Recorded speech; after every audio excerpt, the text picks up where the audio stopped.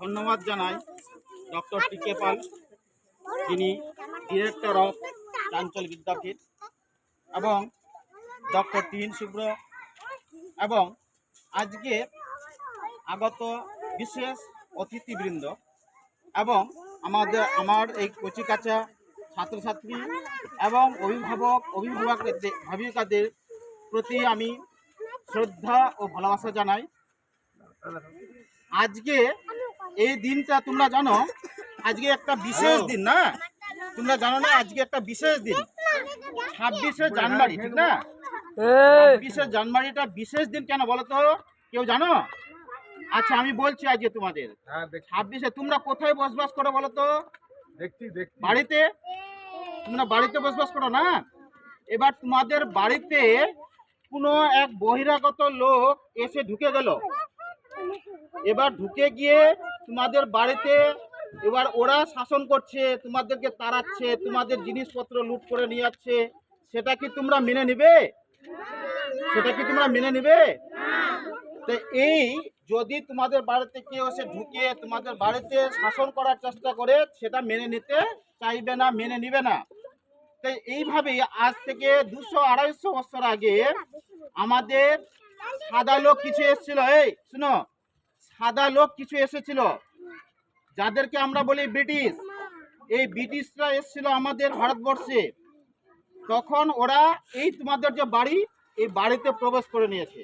এবার বাড়িতে প্রবেশ করে তোমাদের কি হচ্ছে, ওরা নিজেদের নিয়ম কানুন আইন এইগুলো ওরা নিজেদের মধ্যে করে তোমাদের বাড়িকে শাসন করে লুট করার চেষ্টা করছে এবং তারা নিজেদের মতো করে আইন কানুন তৈরি করার চেষ্টা করছে। এবার এটা কি তোমরা মেনে নিবে? তোমাদের বাড়ি, তোমাদের ঘর, আর তোমরা শাসন করতে পারবে না, তোমরা তোমাদের মতো স্বাধীনভাবে চলতে পারবে না, এটা কি তোমরা মেনে নিতে পারবে? পারবে না। তো সেইভাবেই তখন কি হলো, আমাদের কিছু মহান স্বাধীনতা প্রেমী এই দেশ আমাদের এই যে বাড়িতে ঢুকে গেছে, ওদেরকে তাড়াতে হবে না? তাড়াতে হবে তো।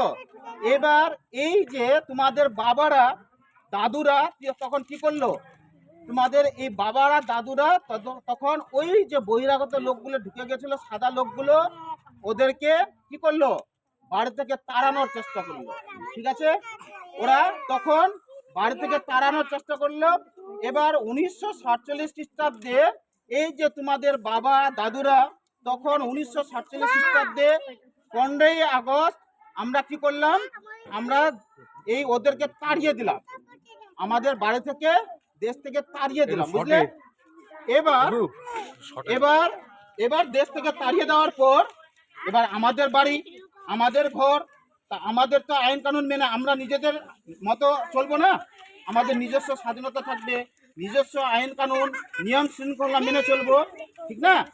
তারপরে আমাদের বাড়ি পরিচালনা করার জন্য একটা কি আসলো, শুনো, একটা নিয়ম কানুন আসলো। সেই নিয়ম কানুন সেটাকে আমরা কি বলি? সংবিধান। আমরা সেটাকে কি বলি? সেটাকে আমরা কি বলি? সংবিধান। কি বললাম? সেই সংবিধান আমাদের কবে লেখা হয়েছিল জানো? তোমরা জানো না? 1949 খ্রিস্টাব্দে 26শে নভেম্বর ওইটা গ্রহণ করা হয়েছিল। ঠিক আছে, এবার 1950 খ্রিস্টাব্দের 26শে জানুয়ারি আমরা সেটাকে কি কার্যকরী করে দিলাম। ঠিক আছে, আমরা তখন ভাবলাম যে আমাদের বাড়ি, আমাদের দেশ, আমাদের শাসন, আমাদের আইন নিয়ে চলবো, আমরা নিজেদের মতো করে একটা সংবিধান তৈরি করব, আইন কানুন তৈরি করব। ঠিক আছে, তারপরে থেকে আমরা 1949 খ্রিস্টাব্দের আমরা এই 26-এর এই যে আজকের দিনটা 26শে জানুয়ারি, এই দিনটা তখন আমরা এই দিনে নিজেদের গণতন্ত্র পেলাম। কি বললাম? প্রজাতন্ত্র, গণতন্ত্র, রিপাবলিক ডে। আজকের দিনটা কি? গণতন্ত্র দিবস, রিপাবলিক ডে। কি বললাম? Republic day. এই গণতন্ত্র আজকে এই দিনটাকে মনে রাখার জন্য, স্মরণ করার জন্য এই দিনটাকে আজকে আমরা প্রত্যেক বছর পালন করছি। আর আমাদের এই দেশকে পরিচালনা করছি আমাদের সংবিধান মেনে। এই সংবিধান কে লিখেছিলেন জানো তোমরা? Doctor B.R. আম্বেদকর। কি বললাম? উনাকে বলা হয় সংবিধান তৈরি করার জনক।